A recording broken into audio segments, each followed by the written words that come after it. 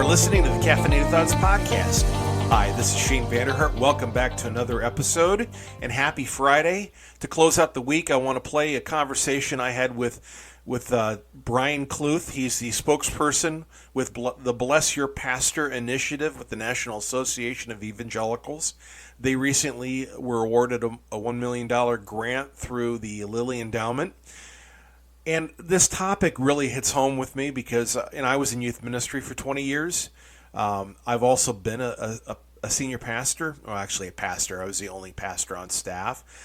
And I've been a youth pastor in 3 different churches. I understand some of the challenges that pastors face, especially when it comes to financial pressure, because I can tell you in the 3 churches I served, I made less than $30,000 in all 3 of them.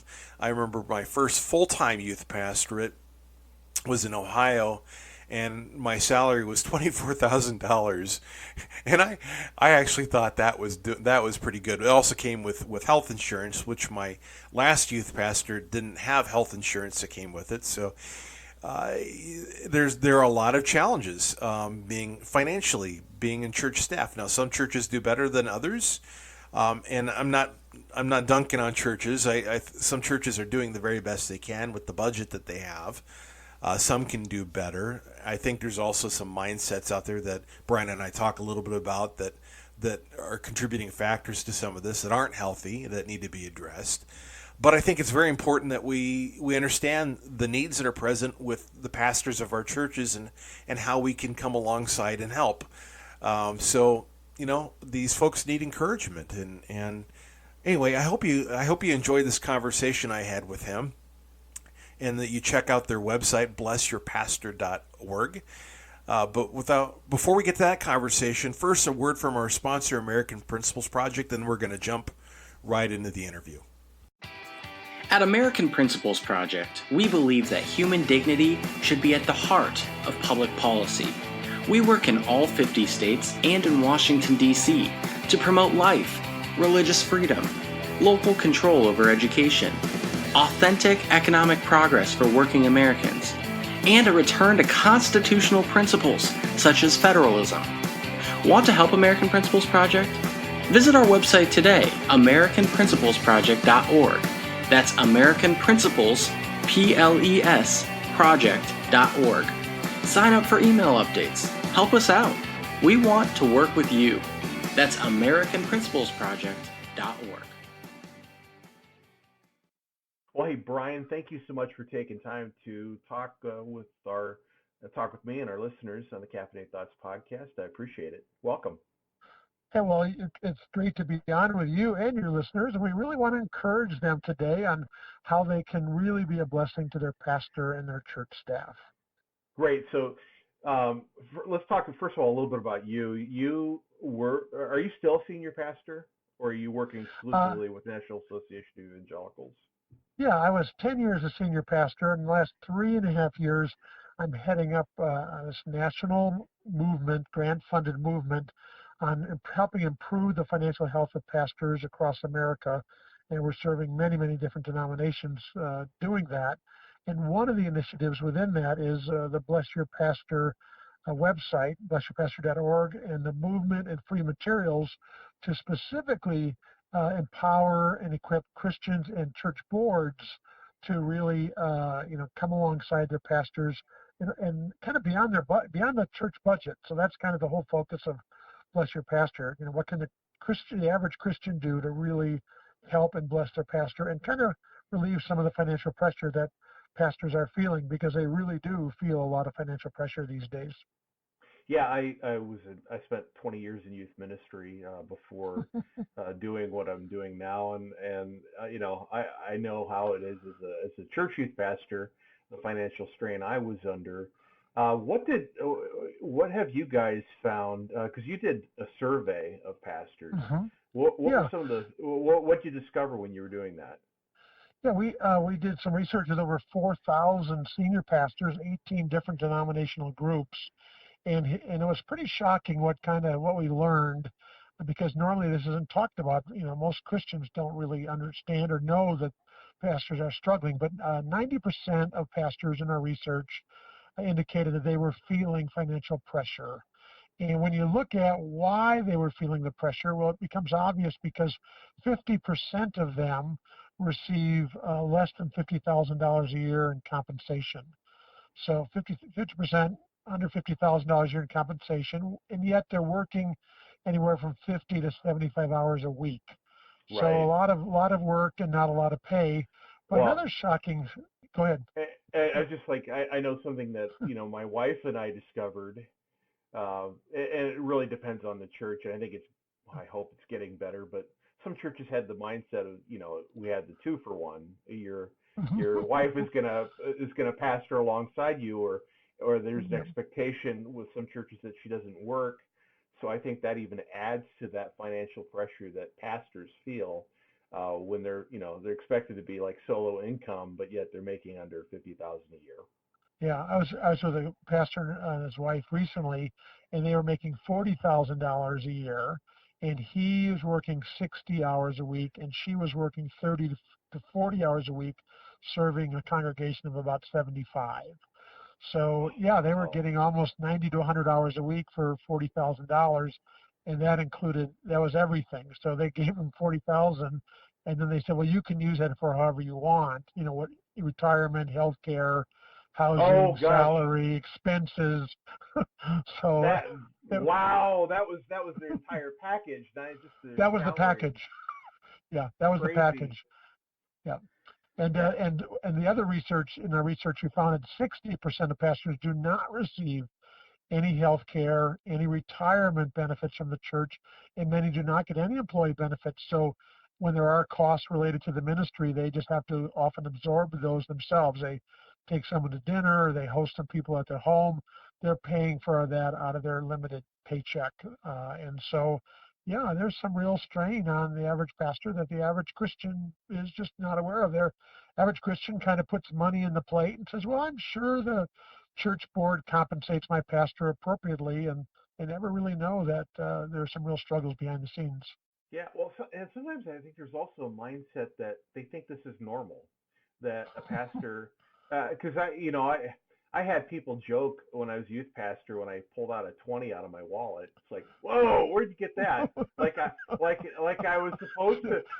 Your wife probably said the same thing, right? No, you're right. I mean, generally, cash normally disappears from my wallet when I have it, so it is a rare thing. But there was this thing that's like, yeah, we expect our youth pastor to. Our pastor wasn't well compensated. The church, actually, this is the second church I served. So you can imagine how the youth pastor's financial package looked like. So they just think this is, well, you're serving God. Or there's some people like, well, you only work on Sundays. I'm sure you heard that before. Oh, yeah. There's a little boy I heard once. He told his mother, she said, what do you want to be when he grows up? And he said, well, a pastor or a garbage man? She's like, what? What are you saying that for? He said, well, pastor works on Sunday and a garbage man works on Thursday. Yeah. They both work just one day a week. So just one day. He thought that was a good plan. Yeah. They don't. People don't stop to consider. It's like, oh, I guess it didn't take him any time to prepare that sermon you're hearing, or you don't think he's, somehow he magically, appears when we call when somebody's in the hospital or whatnot. So, well, most people don't realize that it is, you're working all day, but then you got evening committee meetings, you have evening events, you've got weekend events, you've got, the weekend services. So it really is kind of can easily be 6 to 7 days of, morning, afternoon, and night that you're going, and you obviously know that because you live that life. But it's not a 40-hour week. It's a lifestyle. It absorbs your whole week. Yep. Exactly. So in the survey, I mean, they noticed much of a difference. I'm assuming the larger the church, probably the better the financial incentives. I would say generally that would obviously be true, but I was recently with one pastor. He was in a church of over 1,000, He said it took him 20 years of serving in that church to get to where he was making $40,000 a year. And Wow. when he started at the church, he was making 45,000 or 47,000 working for Coca-Cola, and then it took him over 20 years to get back to where he was when he started. So that pastor talked to me about, it was a real struggle, even though they were part of a large church. They didn't necessarily get paid a lot, and he actually told me a story. And I was asking him, well, okay, besides the paycheck, how did God take care of you? And one of the stories he told me was his brother was dying, and he didn't have the money to go see him before he died. And a woman in the church heard about it, and she said, we have frequent flyer points. Let us get you that ticket. And so she got him the ticket, and he went and saw his brother before he died. And then his brother passed away like a month later. And then she again bought him the ticket, frequent flyer points that her family had, to get him to the funeral. And both times he actually did it was first class, which he said was the only time in his life he ever flew first class. But Right. that's the kind of idea, that was one Christian woman who looked at what she had and said, what can I do to bless my pastor and staff? And she stepped up and she blessed him and cared for him in a way that, his paycheck couldn't have done it. And she did it in a loving way. And that's what this movement is all about. People saying, well, what can I do to bless my pastor and staff? So. Yeah, I think I like to think that churches are getting better, or they're starting to recognize this. I know it was when they launched, and I remember who actually started with the Pastor Appreciation Month in October. At least I think it was October, HB right? London. This is the 25th year Okay. since they started that. Yep. And that's got people thinking, but it's like, this is something, we can't just appreciate pastors once a year, or just in a or 1 month a year, because, well, you got the 11 other months and they're struggling. So what certainly, I mean, that story you shared about the frequent flyer miles, that was great. What are some other creative ways that churches can provide acts of financial kindness to the pastors when they maybe don't? They may say, well, hey, Shane, Brian, we just, our budget's small, giving is down. It's just a struggle. Yep. Well, based on my 10 years of being a pastor, and I took a $70,000 pay cut to become a pastor. So when I was 45, I had 3 kids, 3, 5, and 7. Took a $70,000 pay cut to become a pastor. But my church loved me really, really well, and my family. So I wrote this little flyer called 50 Creative Ways to Bless Your Pastor and Church Staff. And in there, I identified all kinds of ways that what things they did for my family to really care for us and love on us well. And what it is, so it has nothing to do with the church budget, but everybody listening to us right now, I truly believe this. Everyone listening, if you think of Galatians 6:6, God says, share all good things with those who instruct you. All right, so everybody listening to us right now has good things in their life. They have, good skills. They have good experiences. They may have some, good possessions in life, financial resources. What can you do to take the good things in your life and somehow share them with your pastor? So these 50 ways literally talks about that. So the woman had frequent flyer points, and she shared that with him. Another one, that same fella told me about, there was a man in his church that every January, the first week of January, he'd reach out to him and he would say, hey, I have a vacation home. It's up in the mountains. You tell me the date, the 9 days you and your family want to use it. And for 20 years, every year that family got a vacation. And they could bring family and friends to that vacation. But that was for 20 years. So the pastor said to me, if it wasn't for that man offering me his vacation home, I could never, ever have done that.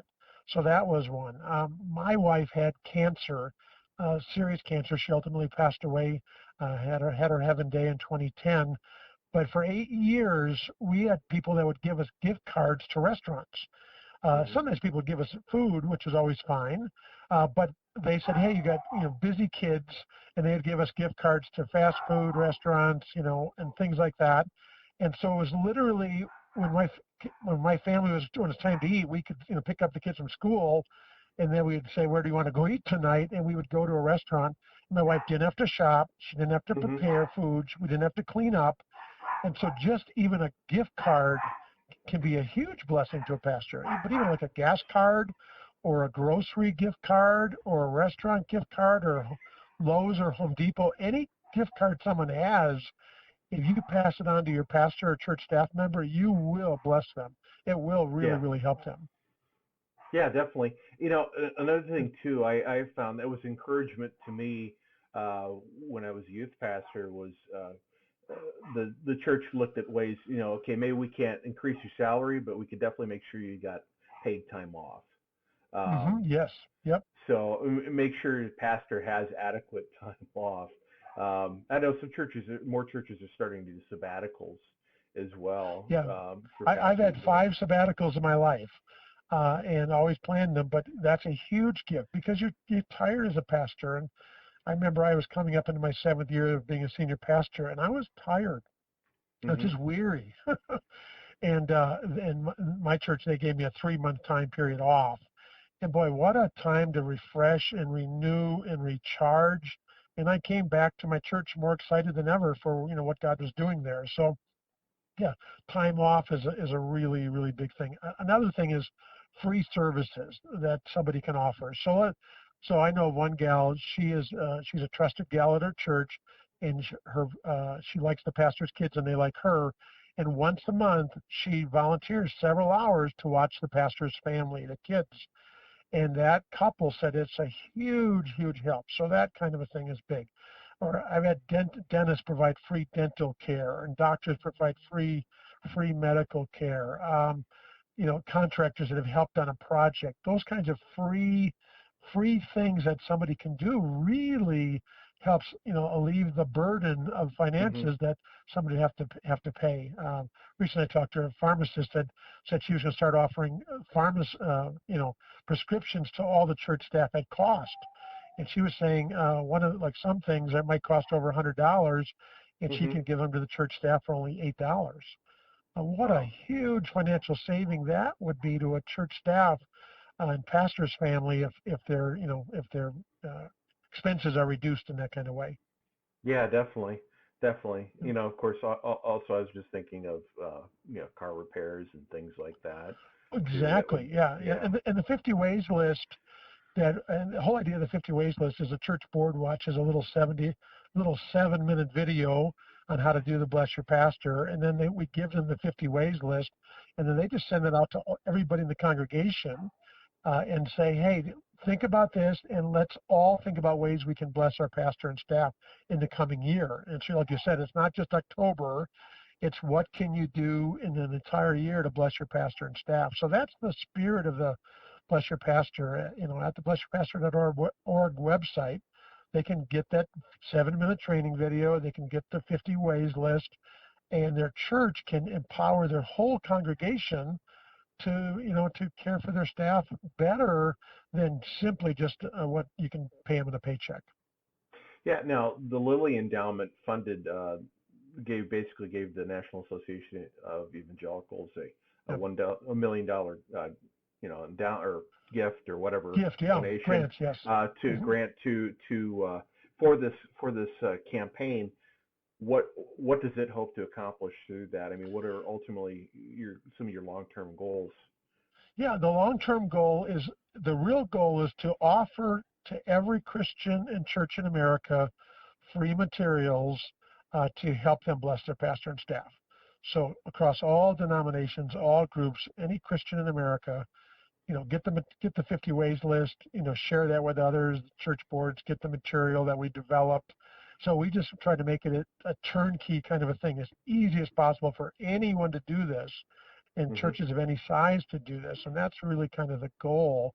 But the other thing that we're actually doing, because we have grant money, is for every church that lets us know they went to the blessyourpastor.org website, they used our materials, we're encouraging them to also take a pastor appreciation offering, pastor and staff appreciation offering, and do that once a year. And when they do that and they let us know they did it, we'll actually send the first churches that tell us, we'll send their pastor a $150 gift card from the grant money. So we're going to help cool. 1,000 pastors with a gift card, just because the church did this and let us know. But also, as a, I mentioned I took a $70,000 pay cut to become a pastor, and I remember we were coming up to Christmas in that first year, and my wife said, "How are we going to afford to go back and see family? We live in Colorado, and how are we going to go see family in Minnesota and Wisconsin?" And I said, "I don't know. We don't have the money to go." And then she said, "And how are we going to cover Christmas? I mean, that's kind of a hit, at Christmas when you're kind of living, right on the line." And Right. I said, "I don't know." And one of my leaders came and said, "Hey, we didn't tell you we take a bless your pastor, or we take a pastor appreciation offering every Christmas for you." And I said, "Who's it for?" They said, "Well, for you. We just take it from the congregation and then we give you the money." I'm like, "Really? Well, that's kind of cool." But I said, "Well, who's it for?" And they said, "Well, it's just for you." And I said, "Well, but there's other staff here. They all work hard, and we don't pay them a lot."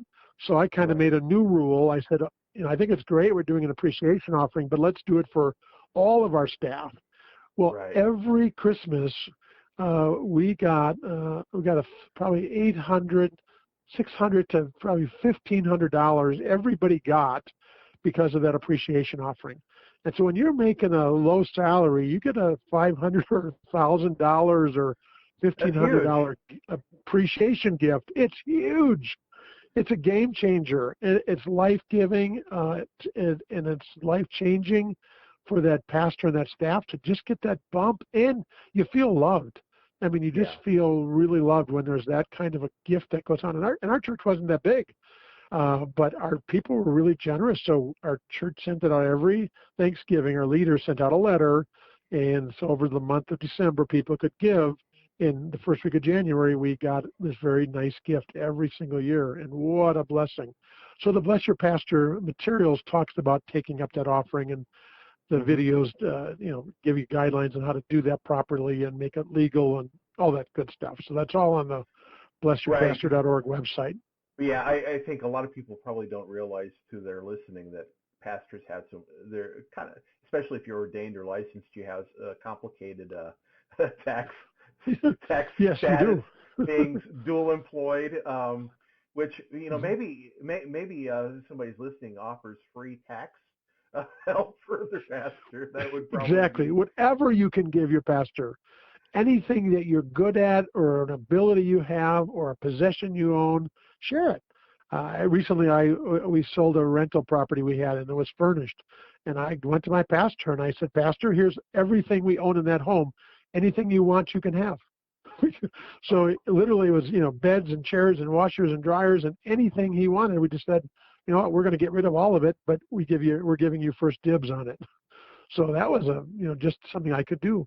So yeah. So I was just also, wondering too. We talk about how many hours a pastor puts in.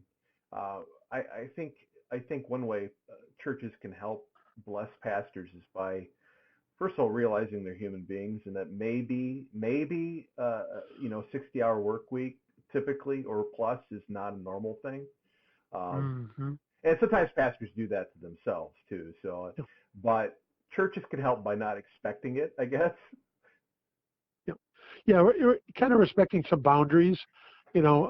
Just because you're having a crisis doesn't mean you need to make it the pastor's crisis in the moment. Right. So some things can wait till the next day. Or I always tell people, please don't tell your pastor your problems when he's going to preach in 10 minutes. Catch them in the hallway and you dump something on them that's really problematic, or you've got a problem with the church, or you got a problem with a person. Don't do it. Don't do it between services. Right. Or before the service. Give some respect and some boundaries to their time and to their emotions. That's a big thing. And even praying for the pastor in the 50 ways list. There's a list of how to pray for your pastor. And I had a woman in my church, and she came to me every year, and she said, "Pastor, this is how I pray for you. Let me know if you want me to add anything." And she had a list of things she prayed for. So I actually replicated that list in that little 50 ways flyer, praying for intimacy with God and for, marital unity and for their parenting and for their communications and friendships and finances. But how do you pray for a pastor? There's a lot of things that they really need prayer for. Great. Yeah. Hey, give me that website one more time. Blessyourpastor.org. Blessyourpastor.org. And one thing I should mention is we have materials on there for anyone that's listening. So you as an individual Christian, you can just go to blessyourpastor.org and get something for you that's going to help you bless your pastor. But then we have materials for church boards, anyone that's in leadership at a church. But we also have things that are for people that are pastors or staff at a church. We have things that specifically can help you. We have a God is Your Provider course. It's free. It's online. It's a video course, and there's a lot of valuable resources. So anybody listening, there's something at blessyourpastor.org that's going to help you, help your church, help your pastor. So we encourage people to go there and get those free materials. Well, Brian, thank you so much for your time. I appreciate it. Well, Shane, it's been a delight to talk to you and your listeners, and we look forward to finding out in heaven how people blessed their pastor and church staff. Amen. Take care. Thanks. God bless. And that concludes today's episode of the Caffeinated Thoughts Podcast. I hope you enjoyed my conversation with Brian. And I really hope you check out their website, blessyourpastor.org. Again, get involved. Find ways, creative ways you can bless your pastor. It's really easy to do. It doesn't take a lot of money, and little things do matter. And also, if you can't do anything else, be sure to pray for your pastor, and not just your senior pastor, but if there's multiple pastors on staff, don't forget them as well. Being a former youth pastor, I can tell you that's important, because a lot of times I was overlooked. And it hurt. Not that happened in every church, but it has happened in the past. So don't overlook the associate pastors and the youth pastors and assistant pastors as well. They need encouragement too. So if you are listening to this podcast somewhere other than on our website, please be sure to check out caffeinatedthoughts.com. Again, that's caffeinatedthoughts.com. CAFFEIN Thoughts. You could just Google Caffeinated Thoughts and it'll show up at the top of your search screen. Also, be sure to like us on Facebook, follow us on Twitter, sign up for our emails on the website. That way you can get our updates right to your inbox. Also, I'd encourage you to subscribe to this podcast. If you happen to be listening to this podcast on Apple Podcasts, please give us a rating, 5-star ratings. We'd appreciate it. You can also find us on Podbean, on Stitcher, on Spotify, and on SoundCloud. If there's a app we're missing or we're not on, drop me a line at shane@caffeinatedthoughts.com, and I'll look and see how I can get us on that particular app as well. So I hope you have a good weekend, my friends. Again, take care of your pastors. Have a great weekend.